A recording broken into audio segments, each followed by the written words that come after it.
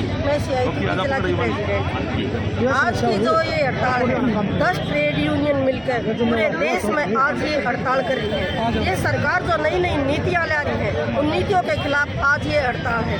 ये नीतियाँ हमारे मजदूर, किसान, कर्मचारी, छात्र, महिला विरोधी भी नीतियाँ हैं। ये सरकार के हित की नीतियाँ हैं, ये पूंजीपतियों के हित की नीतियाँ हैं। हम कहना चाहते हैं सरकार को ये नीतियाँ लागू ना करके इनको रद्द किया जाए और मजदूरों और कर्मचारियों की, महिलाओं की, किसानों की सबकी बात सुनी जाए और उनकी बातों पर गहनता से विचार करके उन पर गौर किया जाए और उनको कूटनीतियों को बंद किया जाए और अच्छी नीतियों को जो कर्मचारियों के विरोधी, मतलब कर्मचारियों के हित में है, मजदूरों के हित में है, महिलाओं के हित में है, उन नीतियों को लागू करें। जो हमारे पहले से जो कानून है उनके साथ छेड़छाड़ ना करे। ये 4 लेबर कोड जो सरकार लेकर आई है इनको रद्द करे। अगर सरकार ऐसा नहीं करती है हम अपने आंदोलन को और तेज करेंगे। इसलिए आंदोलन आज हमने अखिल भारतीय राज्य सरकारी कर्मचारी महासंघ और जो देश की 10 ट्रेड यूनियन उनके आह्वान पर अपने गोहाना शहर में पहले तो सभी कर्मचारी अपने अपने डिपार्टमेंट में इकट्ठे हुए,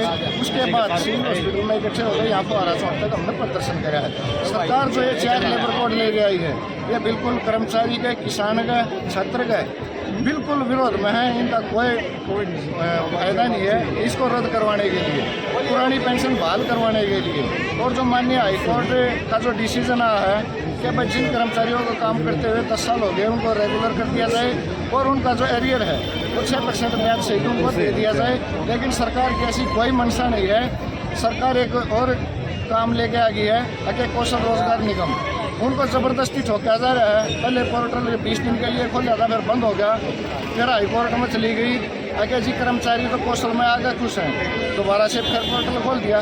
लोगों को गुमराह करने का काम ये सरकार कर रही है, जिसके लिए आज हमने प्रदर्शन किया है। ये जी जो सरकार ने पॉलिसी दी है वहाँ पहले कि जो कच्चे कर्मचारी हैं उनको पक्का किया जाए, जिनकी 240 दिहाड़ी हो जाया करती, मतलब जो आदमी साल में 240 दिन लगातार काम कर लिया था उनको रेगुलर किया जाए था, लेकिन ये नहीं कर रहे।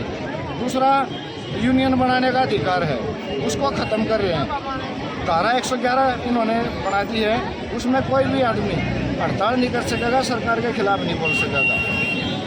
तीसरा हमारा पेंशन का है। हमारे जो कर्मचारी 35 साल की, 30 साल की सर्विस करके अपने घर जाते हैं रिटायरमेंट के बाद, उसकी बुढ़ापे के लिए उसको पेंशन मिलती थी, उसको रद्द कर दिया है। अब यूपीएस लागू कर दी। अगर यूपीएस इतनी अच्छी है तो सरकार अपने ऊपर क्यों नहीं लागू करती, अपने मंत्री MLA के ऊपर क्यों नहीं लागू करती। तो इनको रद्द करवाने के लिए आज हमने प्रदर्शन किया। जो प्रदेश और राष्ट्र के अंदर है लगभग सभी किसान संगठन, मजदूर संगठन और कर्मचारी संगठन देश के जो लेबर कोड कानून लागू करे सरकार ने 4 उनको रद्द कराने के लिए पूरे देश में हड़ताल पर गए हुए हैं। हम सारे साथी इसी मामले में हड़ताल पर हैं। कर्मचारियों की जायज़ मांगों के लिए सरकार अनदेखी कर रही है, क्योंकि कर्मचारी बार बार मांग करते हैं कि पुरानी पेंशन लागू करो, पुरानी पेंशन लागू करो। सरकार फिर भी कर्मचारियों के साथ अनदेखी करती है, गरीब मजदूर के साथ अनदेखी करती है। तो हम सरकार को चेताना चाहते हैं कि समय रहते हुए गरीब मजदूर को भी 10,000 की पेंशन की व्यवस्था करें और कर्मचारियों को भी पुरानी पेंशन में शामिल करें।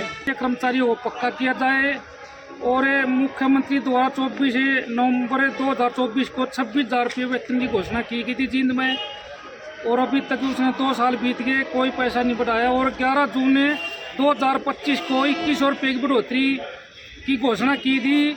शहर के सफाई कर्मचारियों को 2100 रुपये का लेटर जारी कर दिया, उनको वेतन मिलना शुरू हो गया। गांव के सफाई कर्मचारी वंचित रख दिए। हमारे साथ भेदभाव किया जा रहा है। 31 दिसंबर 2025 को कोर्ट द्वारा फैसला आया हुआ है, कच्चे जिसकी 10 साल की नौकरी सेवा पूरी होने उनको पक्का किया जाए और उसको तुरंत प्रभाव से लागू किया जाए।